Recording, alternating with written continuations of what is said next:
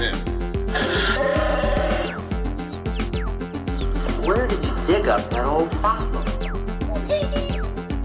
Going into Toshi Station to pick up some power converters. That's no move. We're all fine here now, thank you. How are you? Welcome to the Star Wars Nerds Podcast. I'm Dan Vadabunker. And I'm Kenton Larson. And it's been kind of a crazy week. We are back to work here at the college. You were just commenting to me before we started recording that you've never been more exhausted in the first week of school. Mental exhaustion. And I've learned, but don't worry, I've learned 3 out of 80 names, so I'm good. well on the road. You're 2 ahead of me because I only know 1. But that is part of the job. Let me guess whose name you know. No, I won't guess. Okay. I have a good guess, though. I'll tell you off air. All right. And I know we've also been promising to do our Last Jedi commentary for a long time now, and we still haven't gotten around to it. We're not going to do it today. We looked at the news and thought there's too much cool news to talk about here. We do not want to focus on The Last Jedi. We want to look forward and focus on Episode 9, and maybe some other stuff as well. But yeah, that's what we're going to talk about. We're not going to go. We'll wait until some slow period in the news for Star Wars news to record both The Last Jedi and Solo, because Solo is going to be coming out next month. We usually do those in 2 halves anyway.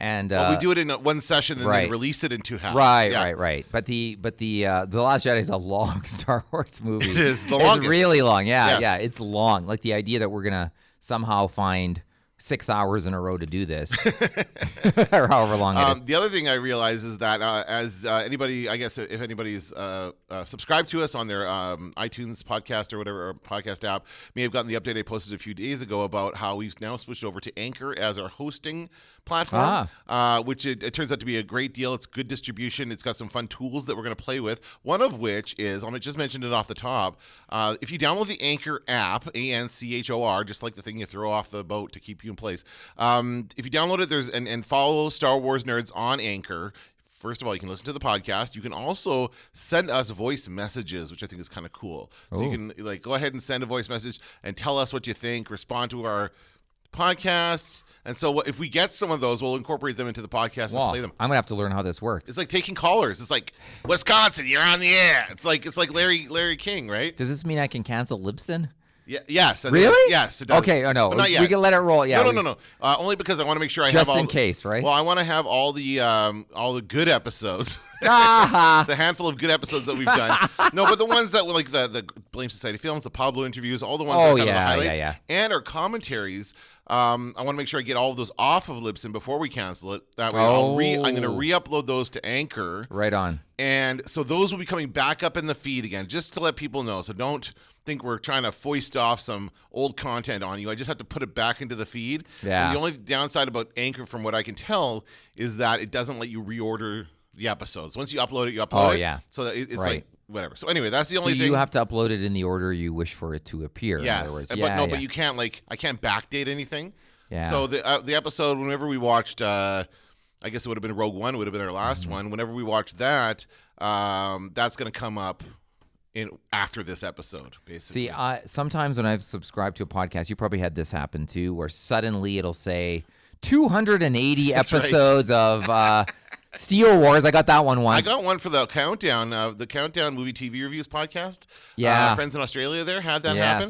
And they said it was what were they using? I don't remember which one. Podomatic. They're using Podomatic, and it was a screw up on there and a Podomatic's end, and they ended up dropping them because it was a big, huge screw up. Well, they lost a bunch of episodes. They wouldn't stream, yeah. And then everything came up at once. So yeah, it's like every podcast I think I've listened to at a certain point has monkeyed with the hosting, and then that has thrown it into disarray, and then you get the 700 back episodes. I think it happened with 6 Pixels. And what's interesting about that is that's an ad podcast where, they're supposed to be on the cusp of digital technology. And even for them, the same thing happens. So it's an irritation, but I don't think there's any way around it. Comes with the territory. Right. Okay, so this week we're going to talk about Star Wars news in this week, I guess, and the last week.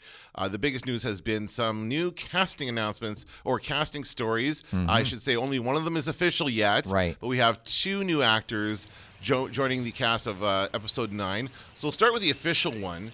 Can I ask you something? Me? I'd be thrilled. I've been waiting. Have you ever met anywhere? No. That would be unlikely. I look familiar, though, right? Yeah. Can't quite place it? No, I can't. Yeah, I think I know. You do? You all, everybody. You all, everybody. So this is Dominic Monaghan is now been cast in episode 9. And for those who may not be familiar with the name, you will know Dominic Monaghan as Charlie, one of my favorite characters from Lost. Not Penny's boat. Also, he is also better known as Merry, one of the hobbits from the Lord of the Rings films. Those are his two His name big. is Mary in the Lord of the Pippin. Is it Mary? No, it is Mary. Yeah, Mary. Mary. Mary. How do you spell Pippin. Mary? Merry. Mary as in happy. Yes. Oh, I was thinking his name was Mary as in Mary, Mary, quite- Jesus, and Joseph. Mary quite contrary. No, he is Merry and Pippin. Those are the two guys, the two hobbits who go off after Sam and Frodo go to the journey to man, I'm nerding out here. Every one of those names I recognize, but not Mary. Merry and Pippin meet up with the Ents, right? Uh-huh. Treebeard and the Ents, and they Right. go off and they destroy Isengard. Wow, good Come for on, you. man. Good for you. This episode of the Lord of the Rings podcast is brought to you by Star Wars. I have seen Lord of the Rings movies, each one once. What? That's it. I've seen them once. Oh, my I goodness. might have seen Two Towers twice. Now that I think about I it, watched but that them might regularly. be the only one. Every, not every year, but almost every year. Every other year, I would say. And yet, I've never seen any of the Hobbit movies. Oh, I don't mind them. I refuse to watch those. See, I actually think Lord of the Rings are a little worse than people say, and I think Hobbit is a little better than people say. Come on. Yeah, I do. I actually do think that. I found the Hobbit the Hobbit doesn't have the gravitas, and that's the problem. That's what everyone complains about. But I still enjoyed those films, particularly the first one. I really quite enjoyed. People really don't like that one. No, they hate it. Yeah. I know they hate it, but I really enjoyed it. I've not seen it. And of course, I'm the biggest hater of the third Lord of the Rings Right. ever. But I love Two Towers. Two Towers is great. But I will say, when I hear the flute in the Shire, I hear the flute playing, and then I see little, who is it, Frodo? It's wonderful to see you, Gandalf.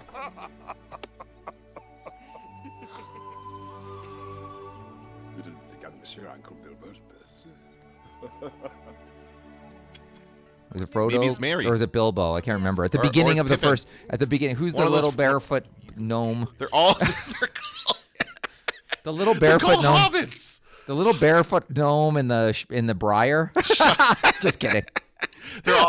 I have no idea which hobbit you're probably talking about. Frodo. When I see that scene, I'm like, boy, if I start watching this is going to take 15 hours or whatever. Okay. So then that's why I've never rewatched them. It just seems like a real huge time investment. I can do it in sittings now. I can watch like a good half hour, 45 minutes, turn it off, come back to it later. That's right. how I watch it. So anyway, so Mary, Dominic Monaghan is joining the cast.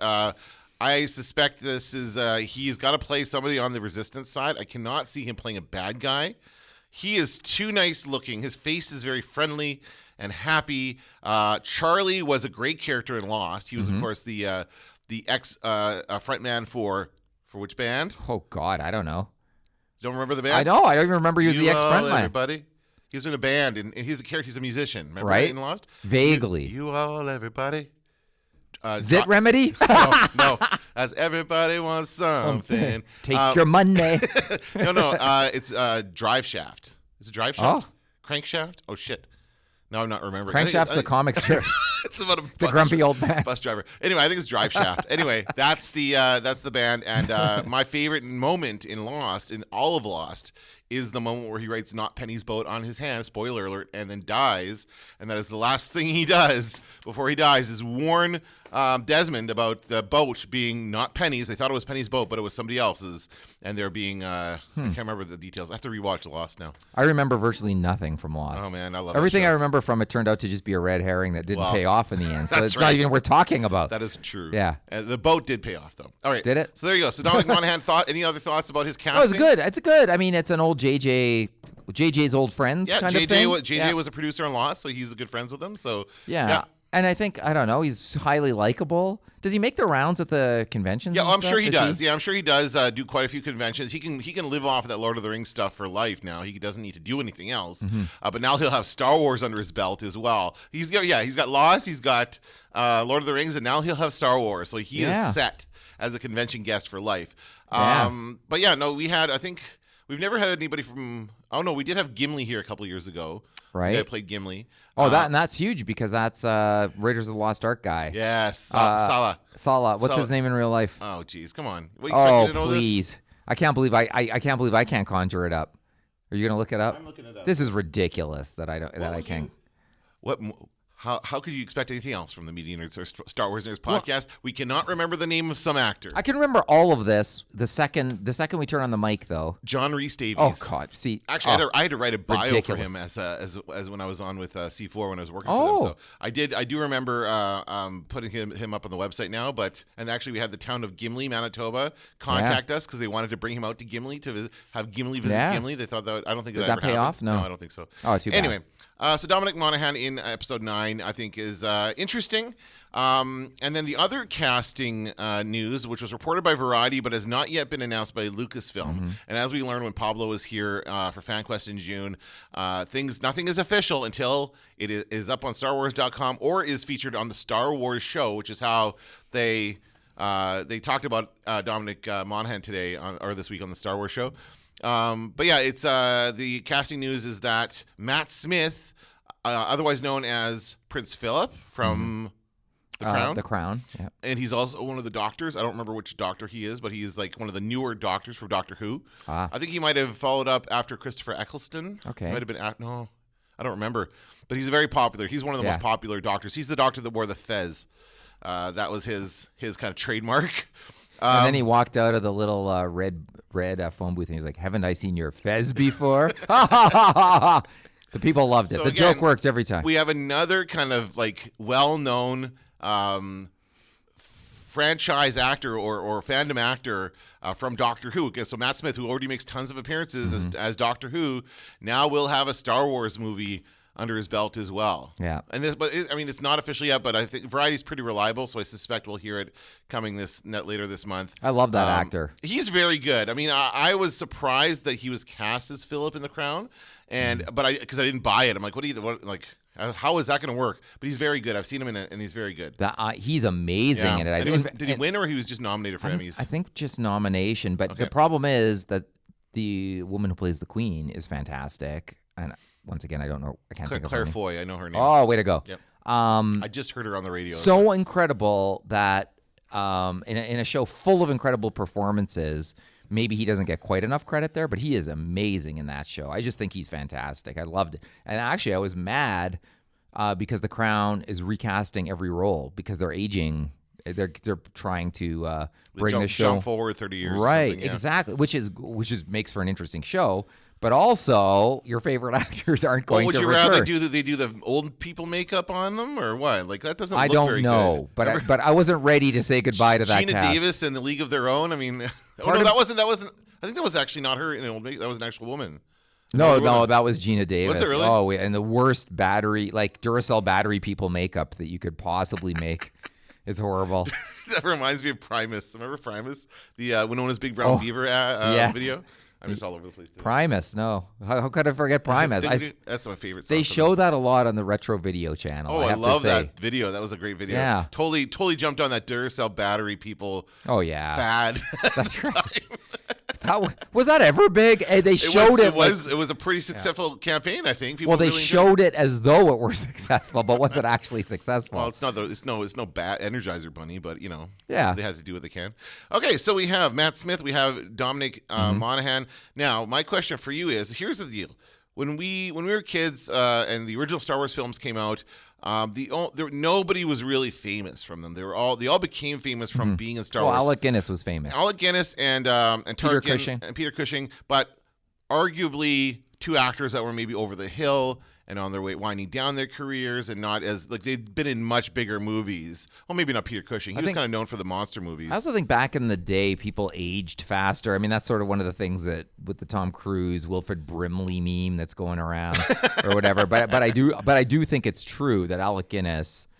How old was Alec Guinness when he? I think he's Mark Hamill's current age in the first Star Wars. And Mark Hamill's 67-ish? Yeah, I'm not sure, but he looks. Mark Hamill looks better. For sure, yeah. And I mean, talking about Tom Cruise, who's in his mid-50s now, and he's still jumping out of planes and stuff for Mission Impossible movies. So, but my question is, like, we knew the films, we knew the actors for the films, not the films for the actors. Now we have, these days, I mean, they did a pretty good job with The Force Awakens casting relative unknowns as far as Daisy Ridley and John Boyega, who were not, they'd been in stuff, but not a ton of stuff. And Oscar Isaac was like somewhat. He was getting there. He'd been in a couple big movies, but again, somewhat lower. I knew him from that HBO miniseries. When he was the mayor of what was that called? The something. I know what you're talking about. I don't remember, but I knew him from the Coen Brothers film he was in. Yeah. That other one. So he'd done a few little things, right? So those three leads were well cast. Cameo by Max von Sydow or Sydow. I've been hearing both lately, but these now we have we have actors like Woody Harrelson appearing in Solo. We have big actors now, and we have Kerry Russell, pretty big actors now that we're getting. So my question is, are there too many stars in Star Wars? Are we going to start seeing these characters as the actors that play them? Well, there's been a few instances in Star Wars history where famous actors have lobbied and got into Star Wars, like Sam Jackson, right? Yeah, like where that kind of. I guess that's a good point. Actually, you're right. Actually, that's and he's lobbying again. Well, not only that, but we also had Liam Neeson and Ewan McGregor, and those were all huge names at the time. So I guess maybe this is nothing. That's too many stars in Star Wars. This is okay. They just want the right person for the job. Really, it would appear that's what they're aiming to do, and they're choosing from a stable of excellent actors based on the role I think that they're supposed to play. Have you seen the thing going around? Dave Bautista from Guardians of the Galaxy wants to be in Star Wars. Apparently, so says the thing. Although he recently said he's not enjoying working for Disney, and I'm not sure how that would help if he went to go work. That's true. On a Star company. Yeah. No, he was very upset about the James Gunn decision. Yeah. I don't know if I could see it. Like I would have said a couple months ago, I would have said no way because it would just be Drax in Star Wars. But then I finally saw the Blade Runner movie, and he was good in that. In fact, he was for me one of the best parts of that movie. That scene is a great scene with him, and I never would have, having watched him as a wrestler for years when I was back when I was into wrestling, I would never call that he could be a decent actor. So. Who knows? But I'm not even sure if that story is true. But the story says that he has, in fact, auditioned for a couple Star Wars movies, and in both cases did not get the roles that he auditioned for. So who knows? But that's the kind of thing where, I mean, if he's fighting with Disney, I don't know. I don't think. No. And I think he's that too well probably known. Won't happen. That might have happened before Drax, Yeah. like when he was still kind of breaking into the acting, because he would I think if he did it now, he probably would get it if he was not fighting with Disney. But before he was cast as Drax, nobody really took him seriously as an actor. Right, exactly. So I don't know. I just think, I worry that, I mean, that being said, I think Woody Harrelson was very, very good in Solo. I kind of liked seeing him in Solo. But I just hope they are casting the right people for this and not looking for, somebody who's going to bring in a new audience or anything like that. Like, I hope that's not a consideration at all. Because I really do just want them to make a good movie. Right. Yeah, exactly. I mean, that's what it's all about. And I think when the third movie comes out and we rewatch this trilogy, what concerns me isn't really the actors. Okay. What concerns me are the missed opportunities with the existing cast, and we already know that those missed opportunities, some of them will be missed forever, based on a certain actor that we love who died. And never to be done again in a convincing way anyway. And the other actor who did not die, but his character died, isn't Harrison Ford. Like, we're not going to see him again. So right. So that, to me, when we watch this final trilogy, I think the holes in this trilogy, and I hate to say it, but I think that it'll be some of those decisions they made very early on. Not to mention some of the paths not taken that appear to be laid out in The Force Awakens. Like some of the things that looked like they were important and then ultimately ended up meaning nothing in the overall scheme of things, which is why I think part of why Rian Johnson edited the film, like the way edited JJ's film for him by taking out a bunch of the characters, right? But do you think there's some of those JJ might be able to take back? Like, Kylo could have been lying about Rey's parents. That's completely plausible that he would have, or he been mistaken. I actually hope that that's the case, because it just seems like such a wussy way to go.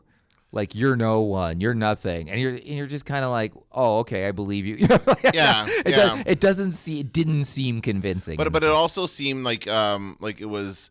I think people did believe it at first because the only other example we have to go on is Darth Vader telling Luke that he's his father, and like you said before, you didn't believe that when it happened in the theater, but it turned out to be true. So we assume that this is true because it's the same kind of thing. It's Kylo Ren telling Rey that her parents were nobodies, but nothing about The Last Jedi is conventional. Nothing about it is like traditional Star Wars, and I think that's deliberate. I think that movie stands out as something that's just kind of pushes the boundaries of what a Star Wars movie is. I had a student come up to me. I mentioned in Star Wars. I mentioned Star Wars class. No, I mentioned in radio class that I was a Star Wars fan. I might have plugged our podcast. I can't remember. And then a student came up to me at the end and said, "So, did you like The Last Jedi?"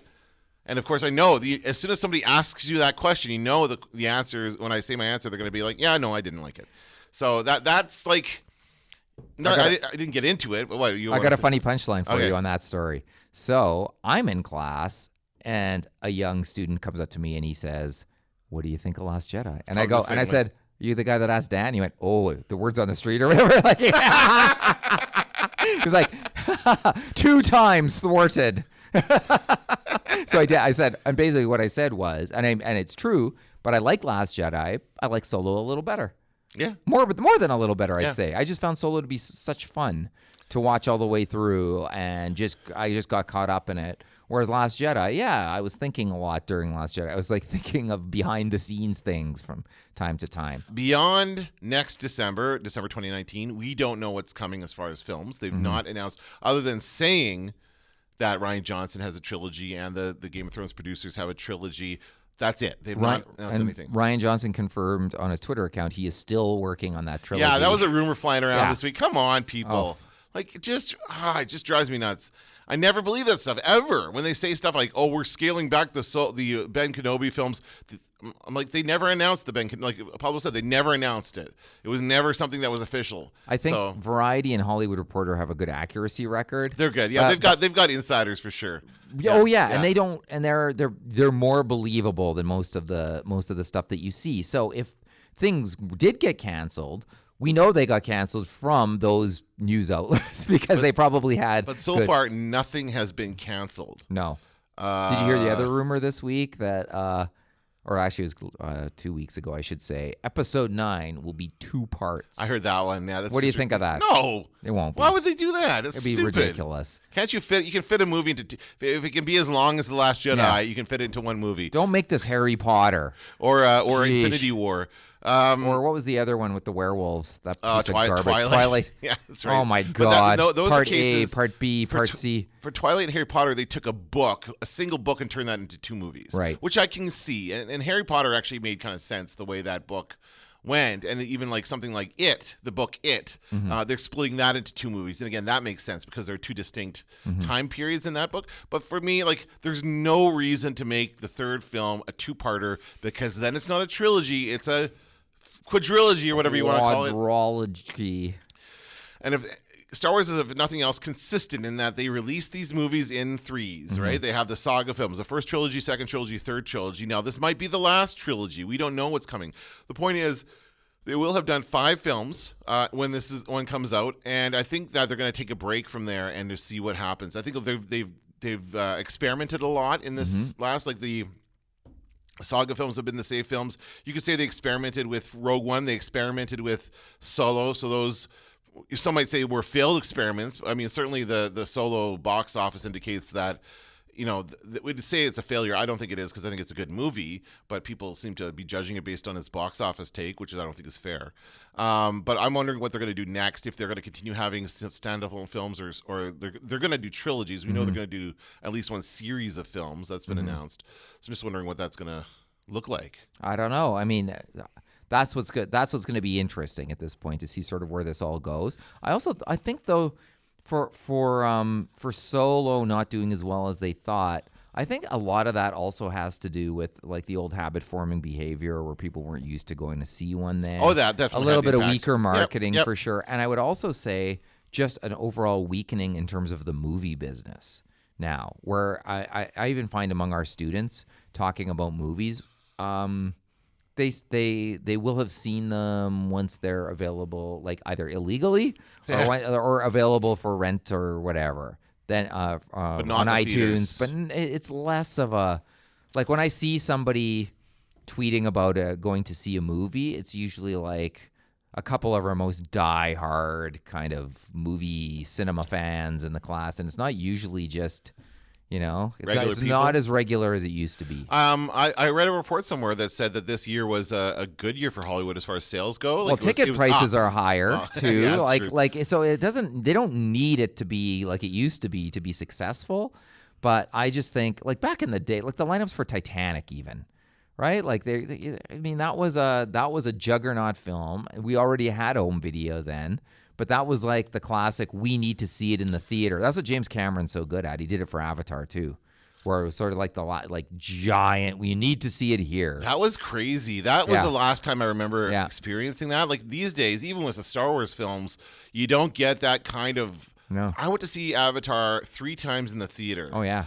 And I cannot believe I went to see it 3 times in the theater. And the third time, it's funny because I was working at McKim at the time. Mm-hmm. I was at the agency. And one of my clients, who was an older gentleman, and certainly not the kind of person I would think he was like a businessman kind of guy, not the kind of person I would assume would go to a fantasy space movie like Avatar. And guess who I run into as I'm leaving the theater and he's going in?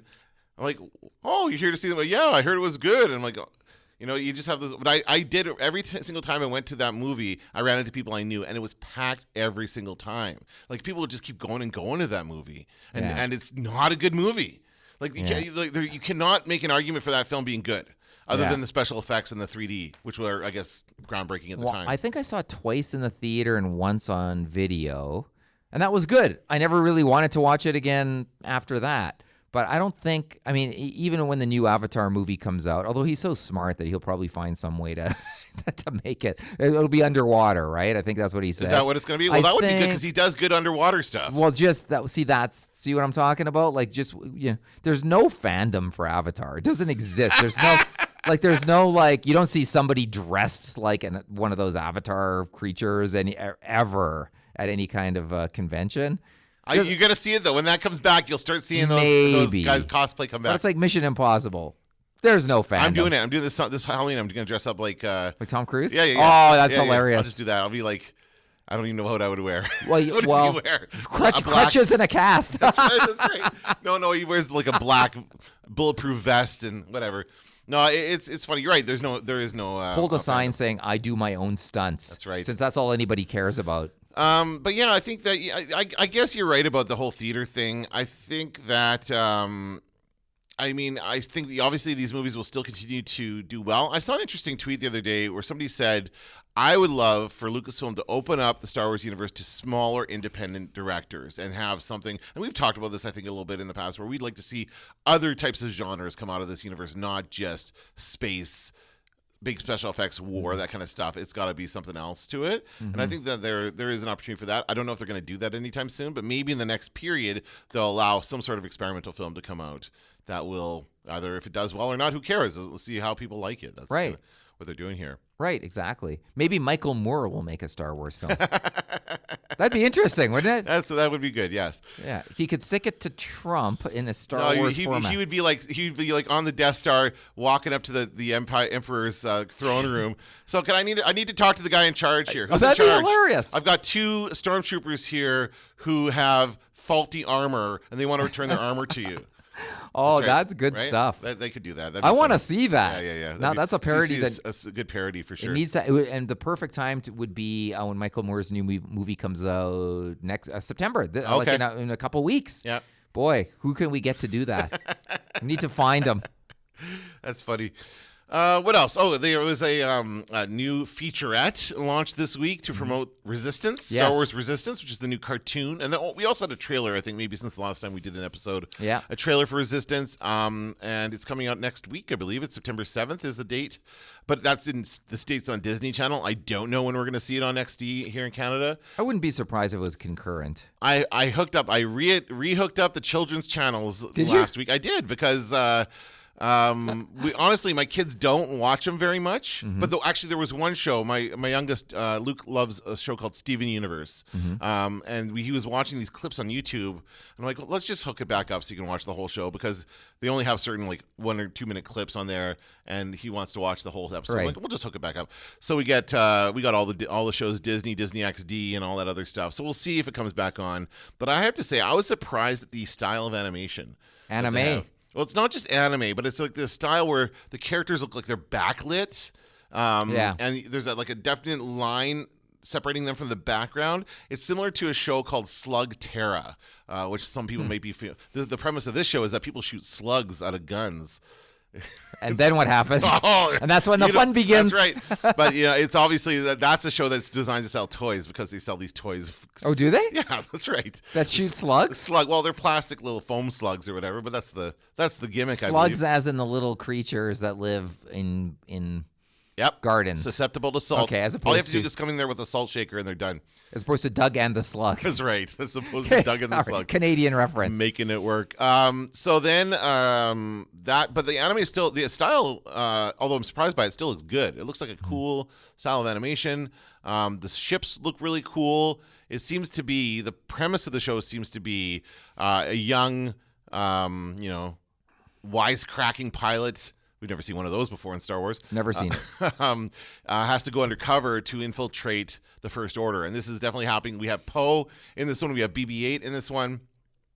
So it's post Return of the Jedi. It's got to be within a couple of years of The Force Awakens because Poe looks the same. So Right. it can't be like a couple of years after Jedi. It's still got to be within like 5 years of The Force Awakens. So, but this guy's got to go undercover, and it looks like it's like speeder racing, that kind of thing. It's like he's a racer, and they've got a race, and there's a circuit, and he's got kind of a team. It's called Team Fireball. And one of the guys who does the voice of, I think the alien is Big Head from Silicon Valley. Oh, that's great. Oh, he's so funny. And I'm like, when I saw him, like, oh, that guy is like one of my favorite characters in Silicon Valley. So, but it's a completely different character because he is a fun, happy alien as opposed to like a dim-witted right. person that he plays in Silicon Valley. But I think it looks good. I'm excited. Luke is pretty excited about it as well. He seems to Good. be interested in it.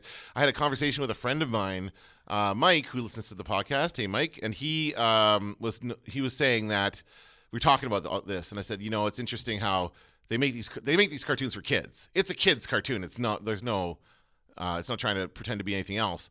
But yet, a bunch of us 40-something-year-old guys are into it, and there will be like countless people analyzing it and talking about it on social media after every episode, which is what happened with Rebels, and it will continue to happen with this, and looking for any type of clue as to what's going to happen in episode 9. There's going to be lots of scrutiny in this one. I would suggest to you that 90% of the toy sales are now like 40-year-old men.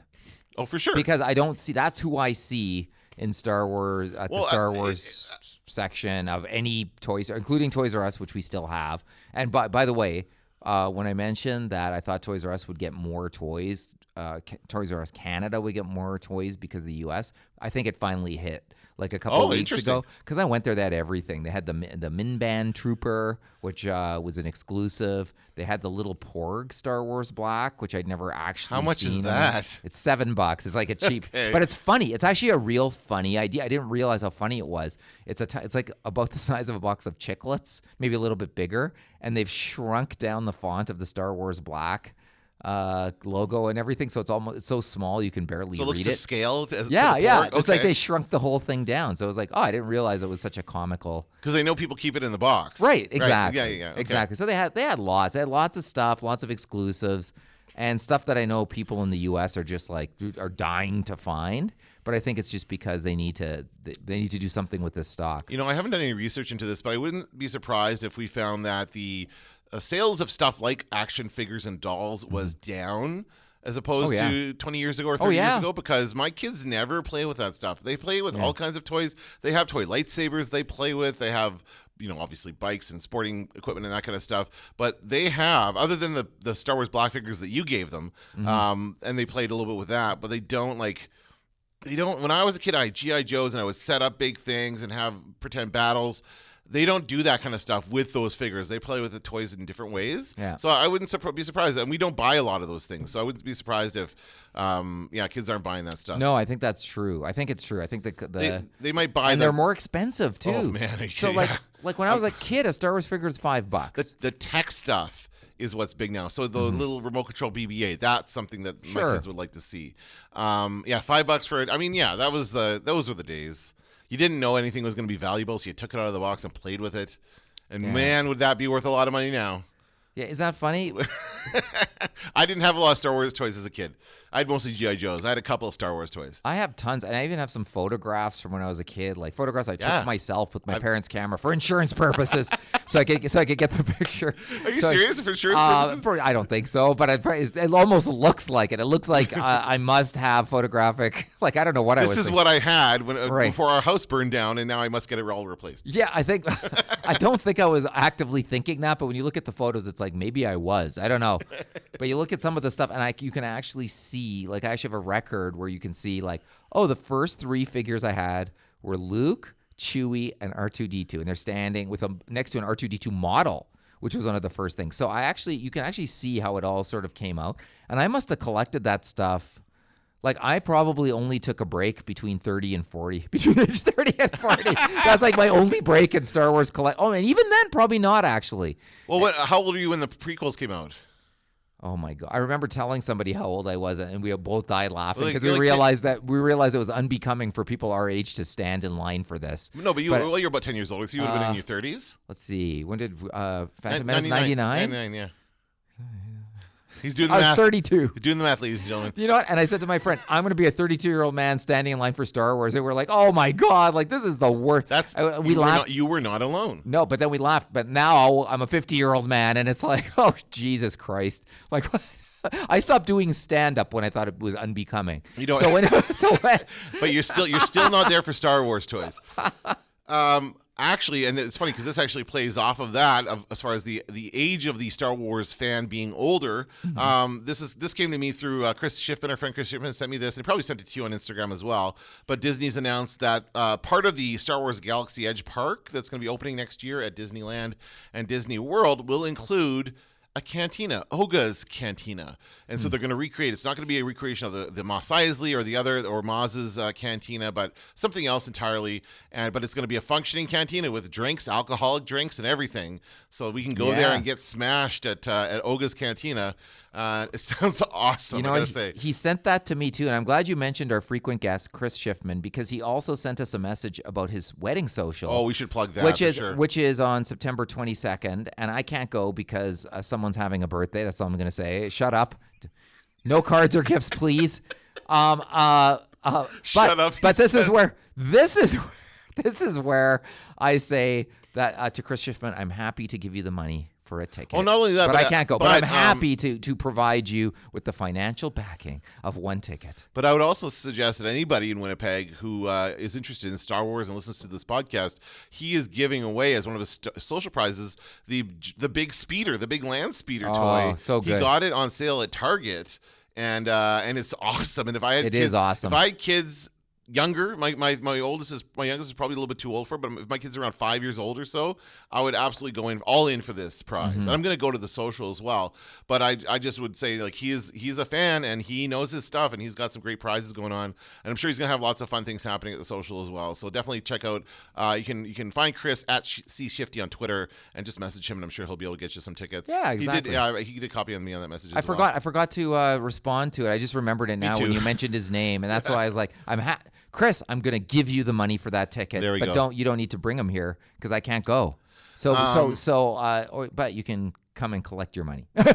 Now, going back to the cantina, this is the first time, so this is going to be in Disneyland, and I hope to visit it next summer when we go to Disneyland. It's the first time alcoholic beverages will be sold in Disneyland ever. Never been. They are available in Disney World, in different places in Disney World, but not at Disneyland. And it surprises me that it's been this long, but I guess they have to get with the times. Like, there are adults, there are people without kids who go to Disneyland a lot, actually. A lot of kids, people who grew up with Disney and love Disney. So they should start, making some money off those people. I just thought of a $1 billion idea just now. The Finding Nemo Drink Like a Fish bar. Well, people who were kids when Finding Nemo came out might be old enough for that now, right? That's an early 2000s movie. They're in the ballpark. Yeah, pretty close. That was probably a 21 drinking age there, hey? I guess so. Yes, that would be the case. Yeah, they're not all. They're not like in Canada where we start drinking early in the cold 17, winters. 16 years We have an earlier harvest. So That's why Thanksgiving's in October. That's right. But yeah, I think it's interesting. I'm looking forward to going here and checking out I'm sure they'll have lots of fun drinks. They'll have some blue milk. They'll have other kinds of stuff, like themed drinks. And it says here that the music will be provided by a familiar face, RX-24, the former droid pilot featured in the Star Tours attraction before its 2011 update. So I don't know this one. Many people who did go previous to 2011 might know this droid. There is a droid that runs that ship. I went on Star Tours 2 years ago when I went to Disney World, and it's a different droid now. I think C-3PO is in it, actually. C-3PO is your host now. That was the old... Okay, now I remember. So anyway, so you have that, and what did they say here? They had another article. I had more information about Oga, about the owner of the cantina, who's an alien. I'm sure we'll have some great animatronics in there, and maybe some character actors and stuff. I bet it's gonna be. So you know what they do, hey, for dining at Disney, they have these character restaurants. So you can either go eat with the schlubs over in what's the Frontierland? In Frontierland, where they have actually it was pretty good Mexican. Country Bears Jamboree. Yes, exactly. It was right beside that. Yeah. And it was actually pretty good Mexican food, but it was very like, get a meal for $10 kind of thing. It was not like expensive. But the expensive restaurants are the character restaurants, and that's where you have to book in advance because these things fill up fast. And you sit down, and there's like Winnie the Pooh and Mickey, and all the characters come around, and the kids love it, and they have a lot of fun. And that's like an experience unto itself. It's like at least $50 a person. I have no idea how much it is, but it's super expensive. So I imagine this is probably going to be in that category of experience. People are going to have to book in advance. You can't just walk into the cantina and look for a ship to get off Tatooine, Yeah, like exactly. So anyway.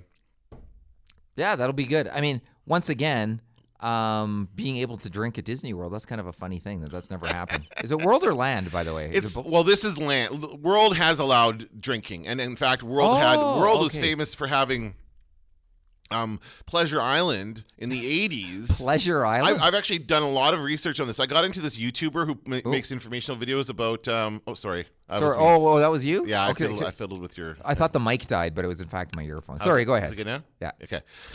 I've done a lot of research into this. I follow a YouTuber called Rob Plays who makes kind of informational videos on Disney, everything Disney. And so he talked about Pleasure Island, which was Disney's attempt to get into the club scene in the 80s. And so it's now called Disney Springs, and I've been there, and it's awesome. I went to Disney Springs when we were there, and it's like a nice little shopping district, restaurants, all kinds of stuff there.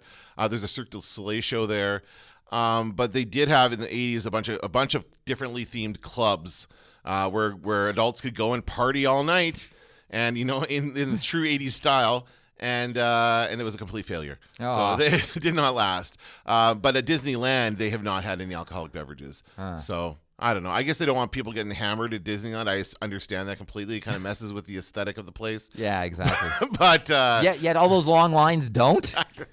No, because they hide it. They hide the lines. Right. They have it inside, and it's like winding in and around the inside the building, so the aisles are clear of people.